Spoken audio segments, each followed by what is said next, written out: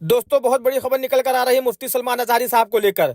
मुफ्ती सलमान अजहरी साहब का बहुत जल्द हाई कोर्ट में सुनवाई होने वाला है। ये चीज उनको पता था कि आने वाले दिनों में हमें गलत तरीके से फंसाकर जेल के अंदर डाल दिया जाएगा, वही हाल हुआ है। उनका एक बयान है जो बहुत ज्यादा वायरल हो रहा है। उस बयान में ये चीज बता चुके हैं कि हमें किस तरह फंसाया जाएगा और कैसे कैसे धारा लगाया जाएगा। दोस्तों मैं वीडियो लगाता हूँ, आप लोग वीडियो देखिए, उसके बाद में आप लोग दुआ करिए दोस्तों मुफ्ती सलमान अजहरी साहब के लिए, क्योंकि दुआ में बहुत असर होता है। वीडियो लगाता हूँ, आप लोग वीडियो देखिएगा। आज कुफ्र खुल करके आया है सामने, नहीं देखते आप? कुफ्र खुल करके सामने आया है तासुब के साथ। हर शहर में जाते हुए गुंडे ललकार रहे हैं इस्लाम के खिलाफ हमारे मुल्क में। अगर मैं खुल करके आया तो मेरा क्या जुर्म है इसमें? मेरा क्या कसूर है इसमें? क्या आप भी मैं ना बोलूं? हाँ, आज तुम्हारे पास ताकत है, पावर है, जो कुछ भी हसर और रसूख है, इससे ज्यादा क्या करोगे कि तुम मुझे जेल में बंद कर दोगे? मैं कल की तफसीर में भी यही कहा। एक मौलाना साहब ने कहा कि आप इतना बोल रहे हैं, आप पर ऐसे एक्ट लगाए जाएंगे कि जिंदगी भर आपकी जमानत ही नहीं होगी। आप पर ऐसे कानून लगाए जाएंगे कि आपकी जिंदगी भर जमानत ही नहीं होगी। मेरा दिल ये कहता है, ऐ लोगों, इस तरह जीकर फायदा भी क्या? ऐसी आजादी किस काम की जिसमें रोज उठते साथ मेरे नबी की शान में गुस्ताखियां हम सुन रहे हो और हुजूर को कोसा जा रहा हो, हम खाते पीते घूम रहे हो। इससे बेहतर है कि जेल की कोठरी में हम जिंदगी गुजार लें। कल बारगाह मुस्तफा में उठने वाला चेहरा तो रहे हमारे पास। अगर अल्लाह के नबी सल्लल्लाहु अलैहि वसल्लम ने सवाल कर लिया पकड़ करके कि तेरे जिंदगी में, तेरी जवानी में मुझ पर तो लोग रंगीला रसूल कह रहे थे, तू क्या कह रहा था? तू क्या कह रहा था उस जमाने? तुम क्या कहोगे? अल्लाह के नबी, मैं मजदूर था, मैं कुछ नहीं कर सकता था, मैं गरीब था, काम काज करता था, मैं कुछ नहीं कर सकता था। याद रखो, उस वक्त मेरे आका तुम्हारे सामने बिलाल हबशी को लाकर खड़ा कर देंगे। ये क्या था बिलाल? ये तो गुलाम था। इसकी पीठ पर सिल रख करके पीठ गला दी जाती, तब भी अपनी जुबान पर मेरा नाम लेना नहीं छोड़ता था। तुम कौन सी मजदूरी की शिकायत ले जाओगे? बहाना करोगे अल्लाह की बारगाह, रसूल की बारगाह में बहाना करोगे?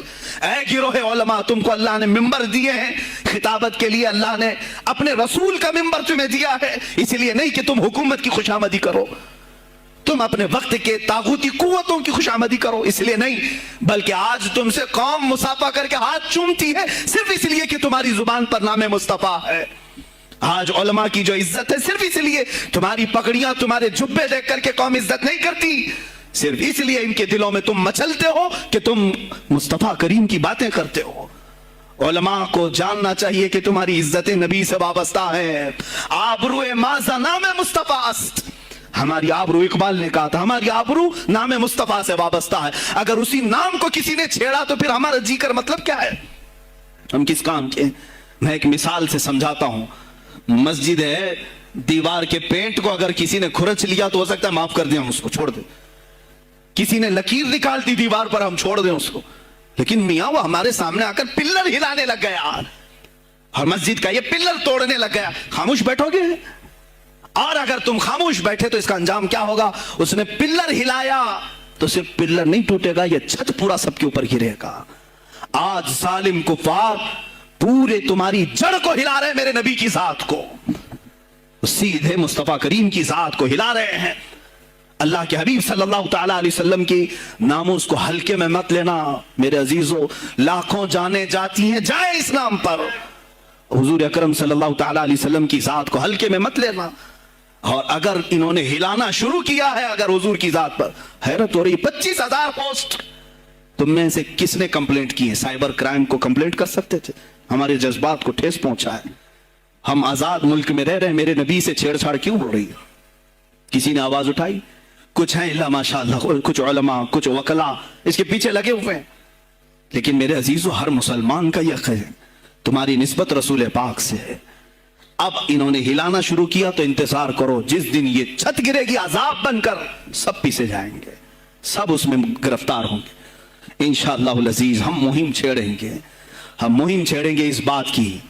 अगर आज तुम कसरत में हो तो इसका क्या मतलब जो चाहे तुम कर लोगे?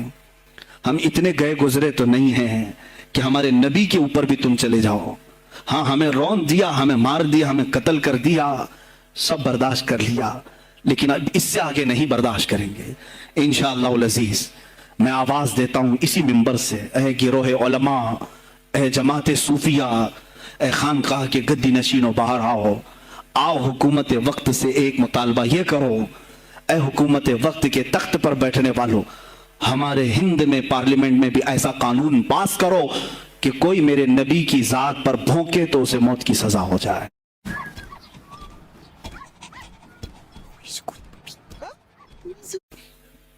ہم یہ چاہتے ہیں، اگر اس قانون کو تمہیں لانے میں کچھ زندگیوں کی ضرورت ہے تو یہ فقیر حاضر ہے اور میرے ساتھ بھی کچھ تمہارے لیے حاضر ہوں گے، لے لو ہماری جانیں اور ایک قانون ایسا بنا دو تاکہ قیامت تک پھر یہاں پر کوئی نہ بھونکے میرے نبی کی ذات پر۔ تم قانون صرف میرے نبی کے لیے نہیں، تم اپنے دیوی دیوتاؤں کے لیے بناؤ، شانتی سے رہو۔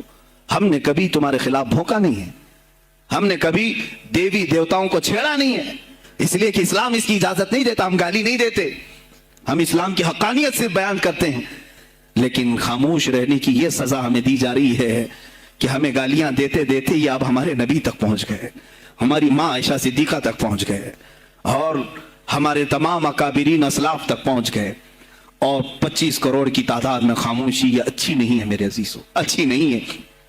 آج افسوس اسی بات کا ہے جن کو اللہ تعالیٰ نے اپنے نبی کی نیابت عطا کی ہے، وہ نائب رسول ہیں یا کسی خانقاہ کے گدے نشین ہیں۔ تم یہ مت سمجھ لینا کہ تمہارے آبا و اجداد کمال کے تھے، بزرگان دین تھے، تم چھوٹے جاؤ گے، نہیں، سوال تو ہوگا، تمہیں سوال ہوگا، مجھ سے بھی ہوگا، میں یہ نہیں کہہ رہا ہوں کہ میں کوئی الگ ہوں، سوال ہوگا۔ آؤ سر جوڑ کر کے ہم اس سلسلے میں کوشش کریں۔ غوث پاک رضی اللہ تعالیٰ عنہ کا یہی میسج تھا۔ ہندوستان میں شہاب الدین غوری نے جو پرچم اسلام لہرایا، وہ آج تک اس کی دین ہے کہ مسلمان زندہ ہیں، مسلمان باقی ہیں۔ پوری دنیا میں نظام کو صحیح کرنے کے لیے آواز اٹھانا، یہ بھی اولیاء کاملین کی بات ہے، ان کی صفات ہے۔ صرف اپنی خانقاہ میں اللہ اللہ اور ذکر کرانا ہی ان کا کام نہیں تھا، وہ دلوں کو تو دھلتے ہی تھے، لیکن جو نظام سنبھال رہا ہوتا اس کی باغ ڈور کو بھی دھلتے تھے، اس کی بھی صفائی کرتے تھے۔ تو اللہ کا ڈر رکھنے والا کرسیوں پر آئے، جو کسی کا خون چوسنے والا نہ آئے۔ عزیزان گرامی اوقات، اپنے سیاسی شعور کو بھی بیدار کرو، سیاست کو سمجھو، تم کب تک استعمال ہوتے رہو گے؟ اب اس میں علماء کو بھی آنا چاہیے کہ ان کے سیاسی شعور کو بیدار کرے۔ تمہارے ساتھ آج جو کھیل کھیلا جا رہا ہے، تم ہر ایک کی جے وجے کرتے ہوئے ہر پارٹی کے پیچھے جاتے ہو، تم نے آج تک اپنا قائد نہیں ڈھونڈا، اپنا قائد نہیں ڈھونڈا۔ اور ان کو دیکھو، وہ کہتے ہیں کہ اگر پیٹرول 200 لیٹر بھی ہو جائے تو ہمارے قائد تو یہی ہیں، اس لیے کہ ہمارا ہم مذہب ہے، وہ ہمارے مذہب کی بات کرتا ہے۔ تمہارا کون ہے میرے عزیز؟ تم کسی پر متفق نہیں ہوتے، اور جو تمہارے لیڈر ہیں وہ کسی اور کے پلو میں چھپے ہوئے ہیں، ہاں کسی اور کی گود میں بیٹھے ہوئے ہیں، جا جا کر کے یہ سارے مسلمانوں کو کسی اور کے ہاں بیچ کر کے آتے۔ یہ سیاسی شعور بیدار کرو۔ مجھے معلوم ہے میری یہ باتوں کا سب سے زیادہ ایکشن کون لے گا، مجھے معلوم ہے سب سے زیادہ کس کو کھلبلی مچے گی، وہ بھی مجھے معلوم ہے، اس لیے کہ میں ان سیکولر پارٹیوں کے بارے میں بول رہا ہوں جو چہرہ سیکولر بتا کر کے ہم آپ سب کے ووٹ لے کر کے چلے جاتے ہیں، اور پھر مجھے بتاؤ جن کو تم اپنا مسیحا سمجھ کر کے ان کے پیچھے جے جے کرتے گھومتے رہتے ہو، تمہارے مذہب پر آج کیا حملے نہیں ہوئے ہیں، کیا نہیں ہوئے؟ کشمیر آج تک جل رہا ہے، کہاں یہ کانگریس کیوں نہیں بات کرتی ہے جو پورے مسلمانوں کی مسیحا ہے؟ کہاں ہے وہ سماجوادی، وہ بی ایس پی، فلاں فلاں فلاں جو پارٹیاں جن میں سب مسلمان جاتے ہیں؟ کیا ان کو اتنا بھی شعور نہیں کہ وہ پارلیمنٹ میں اس کے خلاف بات کریں، کہیں کہ یہ مسلمانوں کے ساتھ ظلم ہو رہا ہے، ہم ان کے ووٹ لیتے ہیں؟ نہیں بات کریں گے، یہ صرف اور صرف تمہیں استعمال کرتے ہیں، اور انہیں معلوم بھی ہے ہم نے ان سب کو خریدا ہے، ان کے لیڈروں کے منہ میں اپنی زبان رکھی ہوئی، یہ کوئی بولے گا نہیں، انہیں معلوم ہے۔ تمہیں یہ اندازہ نہیں میرے عزیزو، آج میں بولوں تو لوگوں کو تکلیف ہوگی۔ کشمیر کے ایسے حالات ہیں، رو رہے ہیں وہاں پر۔ ایک مولانا ہے، مسجد کے امام ہیں، انہوں نے کہا، باضابطہ حلفیہ کہا نوجوان میرے پاس نماز کے لیے آتا تھا، اس نے یہ کہا کہ حضرت کیا سوسائڈ کرنے کی اجازت ہے؟ کہا کیوں؟